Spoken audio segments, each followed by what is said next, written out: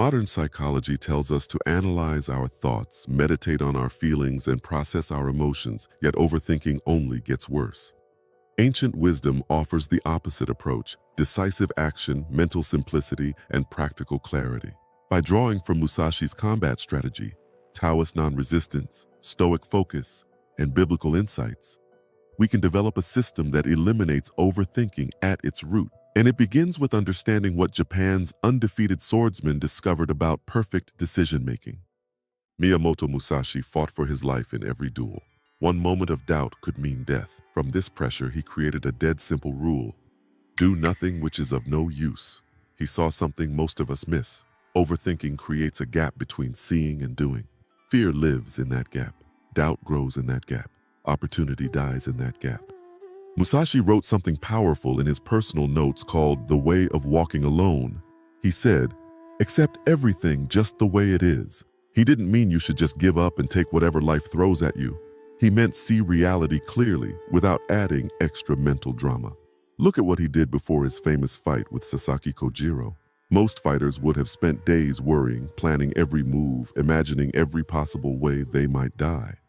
Musashi, he carved a wooden sword from an oar while on the boat to the duel. His hands stayed busy with simple work while his mind stayed quiet. People who watched this duel saw something rare. Musashi wasn't tense or overly focused. He was just there, fully present. When Kojiro moved, Musashi responded. No gap between seeing and acting, no overthinking. This works outside of sword fights too. Musashi also said, "Do not regret what you have done." That's not some deep moral lesson. It's practical. Regret is overthinking about stuff that already happened. It creates nothing but pain. Think about how most people make tough choices today. They list every possible option. They ask 10 friends what they think. They imagine everything that could go wrong. They second-guess themselves for days. When they finally decide, they're full of doubt.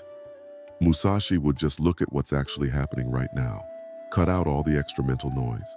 Deal directly with what's in front of him. Make the call and move on without looking back. This isn't being reckless, it's being clear. Musashi won 60 fights in a row because his mind didn't create problems that weren't there. He cut decision-making down to its bare bones. Want to stop overthinking? Don't add more practices to your life. Start cutting things out. Remove what doesn't matter right now. Any thought that doesn't help your current situation is just quicksand for your mind. But getting rid of mental noise is just the first step. To really beat overthinking, we need to learn what the Taoists figured out about the power of doing nothing. The ancient Chinese Taoists watched nature closely. They saw how rivers flow around rocks instead of trying to push through them. They noticed how plants grow without effort. Everything in nature seemed to work perfectly without overthinking. They called this Wu Wei, which just means not forcing. It's action that feels like non-action. Think about trying to fall asleep. The harder you try, the more impossible it gets. Sleep only comes when you stop trying to make it happen. That's Wu Wei. The Taoists realized overthinking happens when we force our minds to work harder than needed. We create problems by trying too hard to solve them. The ancient Taoist text, Tao Te Ching, puts it simply: do your work, then step back. Not do your work, then worry about it for the next 3 days. Here's a story that shows this perfectly. A master carpenter was asked how he created such beautiful work. He said, "When I'm about to make a piece, I guard against any mental activity. First, I make sure my body and mind are totally at peace. Once my skills and mind are aligned, I see the object as if it already exists. Only then do I start working." He didn't overthink.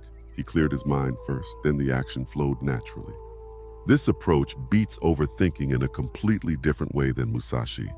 While Musashi eliminated useless thoughts through decisive action, Taoists eliminate overthinking by stopping the forcing.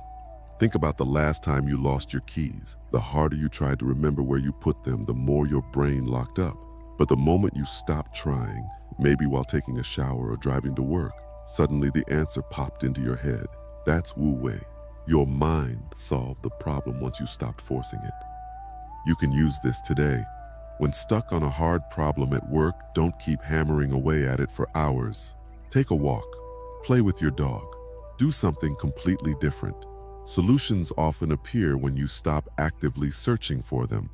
The Taoist approach teaches us to work with our minds, not against them. Forcing your brain to focus harder creates tension. Tension blocks clear thinking. Relaxing into the problem lets answers rise naturally.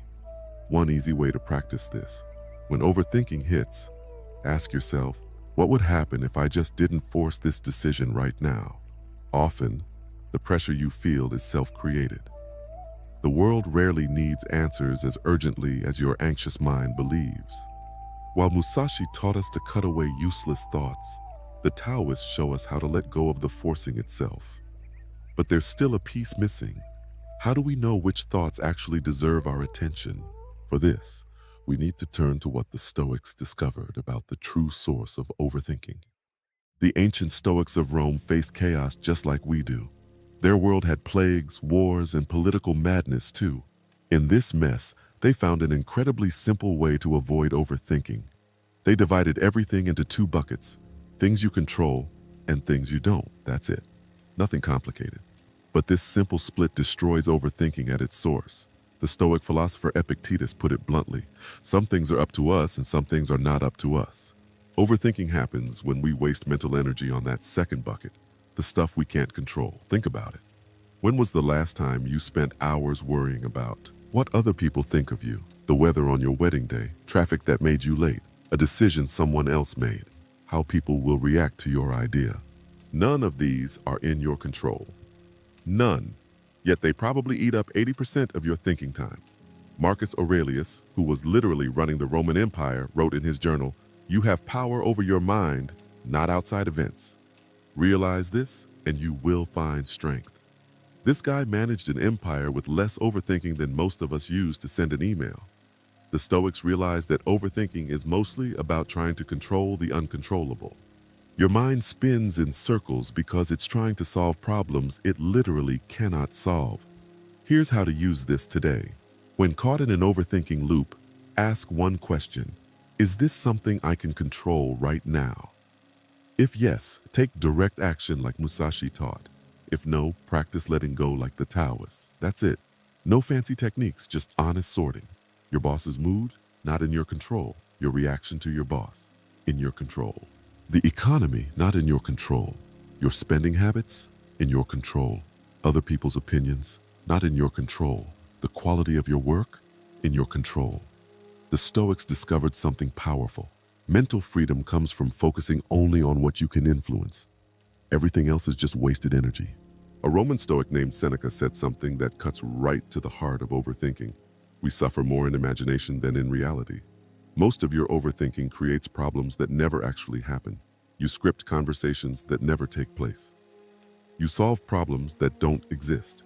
You replay scenarios that are already over. The Stoics give us the perfect filter to stop this waste. If you can't control it, it doesn't deserve your mental energy. Musashi taught us to eliminate useless thoughts through action. The Taoists showed us how to stop forcing outcomes.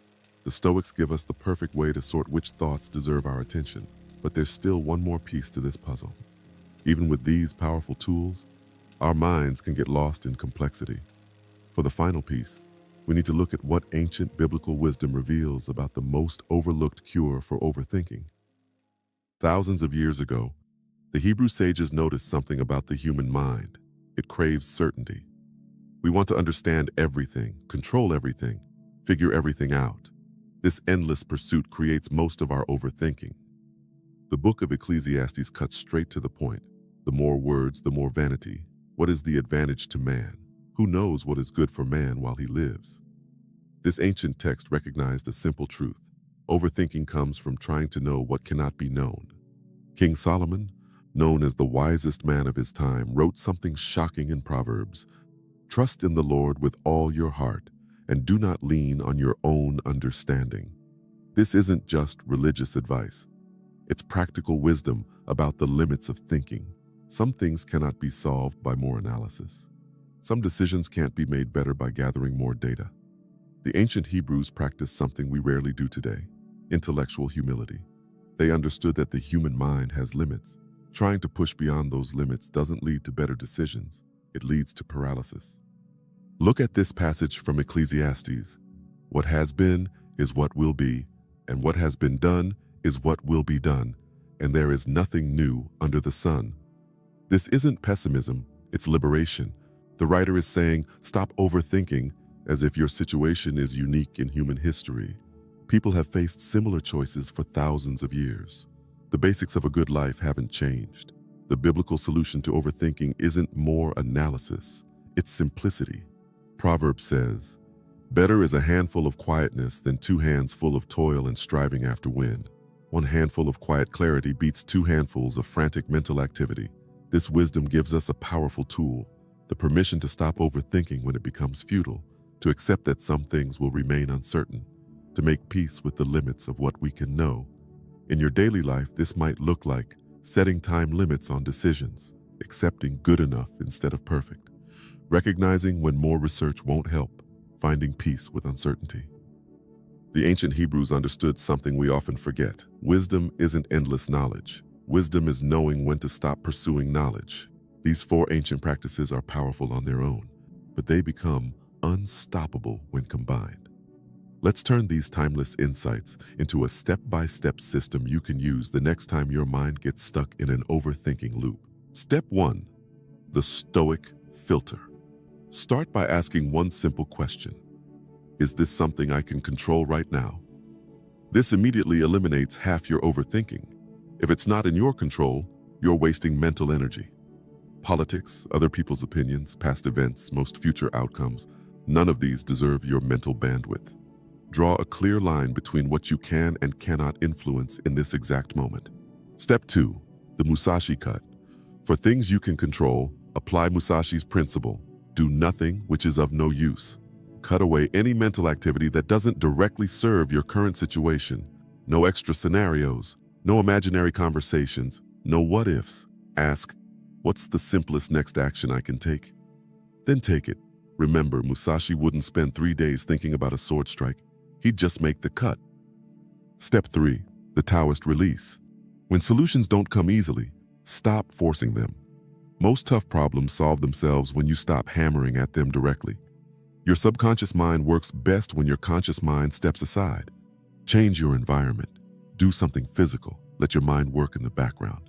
Remember, trying harder often makes things worse. The answer appears when you stop looking for it. Step 4. The biblical acceptance. Finally, make peace with uncertainty. Some things will remain unclear no matter how much you analyze them. Some decisions will never feel 100% right. That's not failure. That's being human. Set time limits on decisions. When the time is up, choose based on what you know now, not what you wish you knew. This system works because it matches how your mind naturally functions. You're not fighting your thoughts, you're channeling them efficiently. Let me show you how this works with a real example. Say you're overthinking whether to change jobs. Your mind keeps spinning with possibilities, fears, and what-ifs. First, apply the Stoic filter. What parts of this can I actually control? You can't control if they'll hire you. You can't control how your current boss will react. You can't control the economy or job market. You can control your application. You can control your skill development. You can control your research about the new company. This immediately narrows your focus to what matters. Next, use the Musashi cut. What's the simplest next action? Maybe it's updating your resume. Maybe it's having one conversation with someone at the target company. Do that one thing now without mental drama. Then apply the Taoist release. After taking that action, let go. Don't force the outcome. Don't check your email every 5 minutes. Let the situation develop naturally while you focus elsewhere. Finally, embrace biblical acceptance. Set a deadline for your decision. When it comes, choose with the information you have, accepting that complete certainty is impossible. This system defeats overthinking because it works with your brain's natural patterns, not against them. The most common obstacle people face when trying this approach is the habit of overthinking itself. Your mind will resist this simple framework because overthinking feels productive. It feels like you're doing something. When this happens, remember that every great wisdom tradition recognized the same truth. The busy mind is rarely the effective mind. Start small. Apply this framework to one decision today. Notice how much mental energy you save. Build from there.